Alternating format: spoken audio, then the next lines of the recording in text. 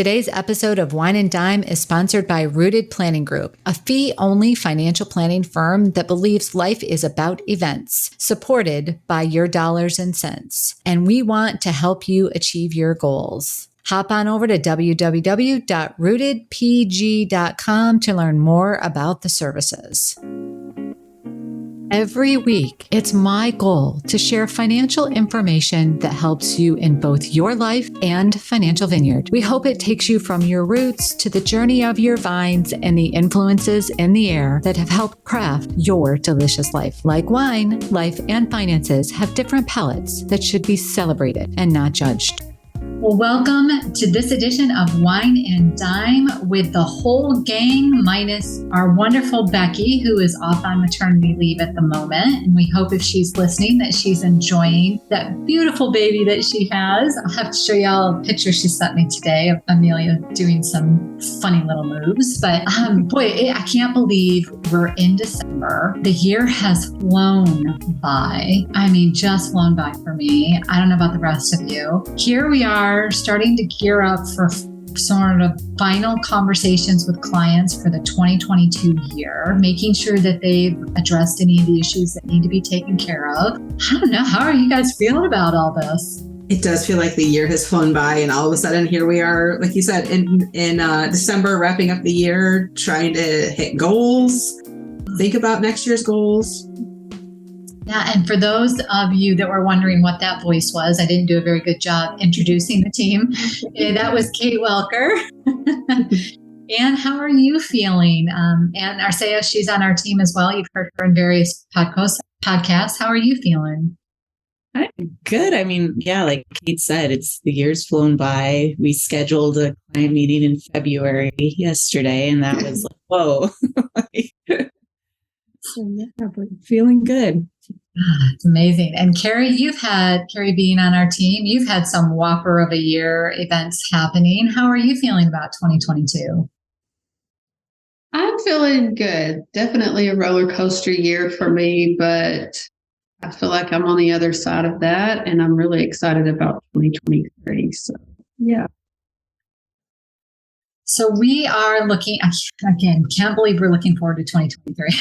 But we're looking forward to talking to a lot of our clients throughout the rest of the year about a couple of different topics. And as a team, one of the things that we are often asking clients, whether actually asking them the question or sort of hinting around the question, is, what's your statement of financial purpose? And what we mean by that is it's somewhat goal oriented, but really, why do you work? Because although we love our jobs and we love what we do, we realize that not everybody loves what they do and might even do something different if money wasn't a necessity or, something that they needed to do. So we have a tendency to start with asking that question. And I'd love for those of you that are listening, if you get a few moments, I would love to hear what your statement of financial purpose is. If you want to send us a note, we definitely would love to share some of the feedback that we get. But what are you guys hearing as a general rule? One of the things, again, too, this year, post-COVID, things are opening up. Travel seems to be a big thing. Time with family seems to be a good thing. What are you guys hearing for other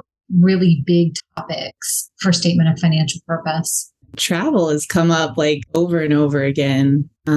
I've heard helping like to take care of family. Like we have clients that are helping their parents, even clients that are helping their adult children or with grandkids. So that's also come up online. Flexibility has been a huge word I've heard, whether it's in your working situation, in even retirement day of, I don't know, I might want to work longer, I might want to work less. I want the flexibility to be able to decide what that looks like. And anyone with kids like school age still, I think there's still a little like emotional trauma or mental trauma from the COVID situation. So having the flexibility to be able to, and I know that's huge for me, just be able to be there for them or make your work day look different or work life look different and environment to be available? I think the same thing. I was thinking about, I've got some clients like thinking about just diversity of income. And I think as times change, people are starting to think about like, you don't have to have the same exact job for all these years. And then what are the different opportunities that you can, transition to in retirement, as well as I think one unrelated to that. I think I have some clients thinking about, it's really important to save and plan for your future, but to also really spend your money that you do have available to you now doing the things that you want to do and living the life you want to live. Because I know I'm really bad about, we all have money baggage, and one of mine is, not allowing myself to enjoy my money currently. And so I think that's something that I have a few clients as well as myself thinking about. Mm-hmm. And it seems like we have a lot of clients having babies. I've been thinking that myself lately. We seem to have, I had several at the same time, which is exciting. It's really exciting to do that. But I think, again, it goes to the flexibility or planning to start or expand family.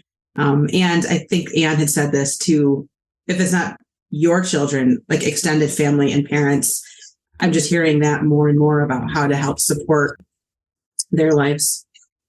Yeah. So I think when you think about all those different things, whether it's vacation, whether it's a vacation home, flexibility to travel, flexibility in general, flexibility to help parents, having kids and the flexibility that comes with it. And, towards the holidays, I often hear things about charitable giving too. And it's not just always time, it's sometimes money is a big part of it. I think we also are hearing quite a bit about clients maybe wanting to start a business. And that goes to the point that you were talking about with, wanting to work, but not work at the same pace. And so taking a skill set that they have and converting it. So those are all the reasons that often we hear from people as to why they work, what their statement of financial purpose is. Those always lead to goals. I mean, that's like the first step. When we ask people what their goals are, I always want to map it back to, well, why do you want to earn money? Now let's set goals around that particular topic. When it comes to the end of the year and thinking about goals in general and achievement of those goals, are there any last minute tips that we would want to give to clients? This is going to be released in December, the first 2 weeks of December. So clients listening to this will have 2 to 3 weeks possibly that they would be able to get those final action steps done potentially before the end of the year. Are there anything that you think people should prioritize, especially given, again, thinking about those statement of financial purpose, given that there's some things you can't do beyond the end of the year? I would say anything that has a tax year deadline, as we discussed, especially if you're in a tax situation. I think we're all thinking it. Yeah. So your IRA contributions or a backdoor Roth conversion or a contribution, as well as maxing out your employer retirement plans. If you have some opportunity in your cash flow or expenses to do that, now would be a good time to make that happen, because you can't go backwards. As in, if you realize you wanted to make that, you can't do that after January. Yeah, and the health savings account as well. Yeah, and one thing I've been looking at with some clients lately is just reallocating accounts. It's something we've done this year, just kind of with the volatility in the market. We've taken advantage of some of those drops just to look at, what should your investment allocation be, and how can we use some of this volatility to reallocate positions. So I was just running some reports for clients before the end of the year and looking at that. We've also heard a lot about charitable giving. This year in particular, we've had multiple situations. And again, if you're looking for a tax deduction reason for it, there's a few different avenues you could pursue. One is if you haven't taken your required minimum distribution yet, and you are over the age of 70 or 72 for your RMD, you can have a direct contribution sent from your qualified assets that would not be taxable to you. And we've also been discussing a lot of donor advised funds, which are something you can set up to put a larger chunk of money in, so to speak, and get a current tax deduction for that. And that was something that if you wanted the current year deduction, you would want to explore a little bit more to get that done before the end of the year. And I guess college contributions for people lucky enough to live in states that give you a tax deduction for that. Mm-hmm. Yeah, because you can always make a Roth IRA contribution or an IRA contribution post December 31st. But a lot of those things that you mentioned, you can't. The HSA you can, but the rest of the items, you're pretty locked into that 12/31 deadline. And if you miss it, you've missed the opportunity altogether. So thinking about other things that people might want to do as sort of a year-end checklist. Now, I know. It's like, okay, I'm busy enough during the holidays, but maybe this is a January checklist item. But some of the other things that we like to cover with our clients that, well, actually, this one probably could be a nice little bump if you take the time to do it. And I know, Kate, the other day, you actually had a client that had some lost and unclaimed funds. I was so excited. I'm actually meeting with them this afternoon. And so with our clients, once a year, we like to go out to the unclaimed funds page for your state. Every state has one, and you could just put in your name and you can put more details, but generally just your name will start, and they'll bring up any possible lost or unclaimed funds that are in possession of the state. And these could be anything from a utility refund or overpayment. I'm trying to think, random dividends. I've seen lots of things. So we don't always find a lot, but I did find for both husband and wife, I found unclaimed funds. So I was kind of excited about that. That's fun. I've been doing them and not finding anything. I know. Even if it's $10, it's exciting. Yeah. And this state does not list, some states list the amount. This state did not. So I don't know how much yet, but I go through for my family periodically too, I don't find anything usually, but it's a fun task. And another big thing that I've been talking to clients about is sort of a job review in a sense. I think one of the things that we saw a lot of people changing jobs in 2021, especially. We saw that. Not so much this year, maybe early this year we did, but sort of checking in and doing a job review. We when you work for a company, you often will have a employee review kind of type meeting. But what about a job review? Is this company allowing me to move forward? Is this company bringing me joy? Is this company meeting my goals? Doing that job review or asking yourselves those questions sometimes will get some juices flowing during the holidays and potentially have you thinking about other opportunities that might be available to you that you normally would just plug along. We just had a client recently that her company did a downsizing, and she said to me, I'm not sad by this because I've been thinking about leaving for 3 years and I've just been too afraid to do it. But this is pushing me. And, she said, I'm going to take a month off and do some soul searching. And then I'll really start hammering applications and seeing what I want to do next. And I know Ann and I have had a client that just totally left the workforce altogether for a little while. So just to get their mind clear for what they might want. So I think it's nice to do a job review occasionally just to see if you're where you really want to be as well. Mm-hmm.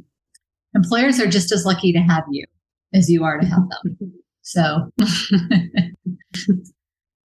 and I know we talk a lot about savings, and we've already mentioned some of those things that are really important, but I think this is also a great time to check in on that emergency fund. We're potentially going into an economic slowdown or, maybe even the big bad recession word, it might be happening. This is a great time to be thinking about those sort of savings and anything that might go along with a job change, like stock options, vesting that goes with them, all of that stuff. I think it's a great time at the end of the year to be considering it. And I like to use this time of the year to plan for next year. Travel. It's like my Christmas present to myself. I've heard that more and more for people that are actually using travel as their Christmas gifts and reallocating the money and thinking about it over the holidays. How about when it gets into like the debt side? Any thoughts, to share? I mean, there's the student loan side of things, which for those that missed it, that got extended again. So the final time they were going to suspend student loan payments got pushed back again, and it's up to 2 months, either after they basically get out of the court or June, whichever is sooner. So if the court case continues to go on past June, then they're basically saying that August 1st is when you would owe your first payment at this stage of the game. But any thoughts or ideas around reviewing debt for the end of the year? I kind of think, especially if you've been on a debt, pay down journey. Ann and I've had a client that her focus this year has been to pay off credit card debt. So at our last meeting, we went back and pulled what was the balance in January? And then we were able to show her the progress. It's now November, almost December. And, it was really nice to remind her, this is how far you've come, because sometimes when you're that person, it's easy to forget where you started and how much you have accomplished. Because it can be hard when you've kind of gotten in that cycle of using credit cards to just make sure you've stopped and focus on what you have accomplished. So that was something really fun that we got to do with her, and she did really well this year. So during credit card debt, it's a good motivator to know that you're not alone and there are others that are focusing on it. Just get a plan together and hammer through it for 2023. I love that, because I always think of the end of year too as like a reflection back, and I'll do that with my accounts and with clients to just pull up balances from January and see what happened the last year, where we're at. So I like some little celebrations. Mm-hmm. I also think this time of year, quite often we are seeing bonuses paid out, like a Christmas bonus or end of the year bonus, or company distributions, profit share, pay raises. So it's also a really good time to either go back to those savings buckets and see where you're saving or where debt is. And I find it's really easy when money's coming into the household. If it's not planned for, it kind of just gets absorbed. So while there's a change before you're used to that coming in, to figure out what you're going to do with that excess and put it somewhere, either to debt reduction or to a savings goal or to travel or something fun that will bring more joy to your life. And I also think it's a great time to develop a plan for 2023. That snowball or avalanche, it's a great time to be thinking about that as an option as well. Yeah, and I was thinking about the master budget that we give clients, just sitting down and looking at, how much does your lifestyle cost you, and has anything creeped up? And even if you just start by listing all your fixed expenses, it's easy to, my husband and I will do this from time to time and just realize how many subscriptions we have that we aren't even, he was like, we have Paramount and all these streaming services that we were paying for, that I'm like, okay, yeah, you're right. So, and just, really understanding where your money's going, even if you don't track it item by item every month, sitting down once a year and just laying out master budget, I think is helpful. Mm-hmm. Yeah, I agree. And I do the same thing periodically. I'm not a real finite budgeter, but that big picture and finding items, or even looking at, it's a good time to compare what was your insurance premium. If you're not one that reviews it when it comes in the mail, also it's like, oh, wait a minute, this just got a lot more expensive. Why? Because I think we automate so much, we don't always pay attention to the details. Yeah. And speaking of insurance, I think it's a good time to be thinking about risk management. But before we go there, I just want to take a quick break to mention one of the wineries that Brett and I went out to see when we were out in Oregon, as I've been doing over the last few months, mentioning a new winery. For the month of December, we are tasting Whiskey Hill Winery wines. They sent us our first shipment right before we came down to Florida for the winter. So I was so excited to pack that in the car that was already overloaded other wines, but it was exciting for me to get Brent and I remember, the wine when we were out there. That's why we joined the club, but we got our first shipment. We've got a Syrah we're really excited to be, I'm really excited to be able to taste because he's not a Syrah fan, but I'm super excited to be able to taste. There's a couple of Pinots in there. And of course, what I fell in love with when I was out in Oregon was the Foch. So those 3 wines are on my table to be enjoyed this month. I'm sure they'll be very quick around the holidays. I know you guys all have a lot going on with your families. Any suggestions that you would give to the folks listening that you've enjoyed or you'd like to pass along? Mine is completely unwine related, but since we're approaching the holiday season, my kids have asked if we could have a hot cocoa bar for the month of December. Oh, we did that for Thanksgiving with my nieces. Did you? Yeah. So give me ideas. And Emma bought a cocoa bomb set, and she's been crafting and exploring and convincing me to buy all kinds of fun accessories that we probably don't need, but it will be a fun. I don't know how fancy we got. We had some peppermint spoons, you dip them in chocolate and mini marshmallows, and it was fun. Yes. Yeah. That's fun for the kids to do. And they feel fun, feel like it's something they're involved in. It's a good tip. Carrie, anything on your side? So I had kind of stopped, I don't know, you know how you go through phases or whatever, and I hadn't had any wine lately, but Alan and I picked some up at Sam's the other day, and we got a whole. And that will about do it for today's episode of Wine and Dime. You can contact Amy through the website, www.rootedpg.com, or amy@rootedpg.com. You can also follow us on Facebook and Instagram at RootedPG for the latest news. And if you have any questions, comments, or topics you would like to hear about, feel free to let us know. And don't forget to rate and subscribe the show wherever you get your podcasts. And again, thank you for listening, and be sure to tune in next time.